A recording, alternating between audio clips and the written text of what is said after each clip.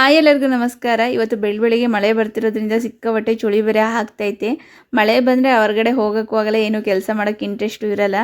ಅದಕ್ಕೆ ಎಲ್ಲರೂ ಸಾಲ ಕುಂತಿದ್ದೀವಿ. ಇನ್ನು ನಿದ್ದೆ ಮಬ್ಬು ಹೋಗಿಲ್ಲ.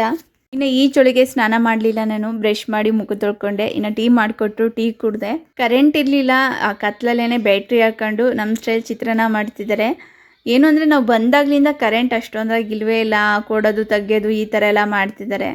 ಅದರಲ್ಲೂ ಹೊರ್ಗಡೆ ಹೋಗೋಕ್ಕಾಗಲ್ವಲ್ಲ, ಯಾರಿಗೂ ಮಳೆ ಬೇರೆ ಬರ್ತಿದೆ. ಹಾಗಾಗಿ ಎಲ್ಲರೂ ಒಳಗಡೆನೆ ಕುಂತಿದ್ದೀವಿ. ಟಿ ವಿ ಹಾಕೊಂಡು ನೋಡೋಣ ಅಂದರೆ ಕರೆಂಟ್ ಇಲ್ಲ. ನನಗಂತೂ ಸಿಕ್ಕಾಪಟ್ಟೆ ಬೇಜಾರಾಗ್ತಿತ್ತು. ಇನ್ನು ಈ ತೊಟ್ಲು ಬೇರೆ ತಂದಾಗ್ಲಿಂದ ಓಪನ್ನು ಮಾಡಿರಲಿಲ್ಲ, ಹೇಗಿದೆ ಅಂತಲೂ ನೋಡೂ ಇರಲಿಲ್ವಂತೆ. ಹಾಗಾಗಿ ಅದಾದರೂ ಮಾಡೋಣ ಅಂತೇಳಿ ಎಲ್ಲರೂ ಬಿಚ್ಚಿಬಿಟ್ಟು ಸೆಟ್ ಮಾಡೋಕ್ಕೆ ನೋಡ್ತಿದ್ದಾರೆ. ತುಂಬ ಪ್ರಯತ್ನ ಪಟ್ಟು ಲಾಸ್ಟಿಗೆ ತುಂಬಾ ಟೈಮ್ ತೊಗೊಂಡು. ಇನ್ನು ತೊಟ್ಲು ಹೇಗಿದೆ ಅಂತೇಳಿ ಕಮೆಂಟ್ ಸೆಕ್ಷನಲ್ಲಿ ಕಮೆಂಟ್ ಮಾಡಿ.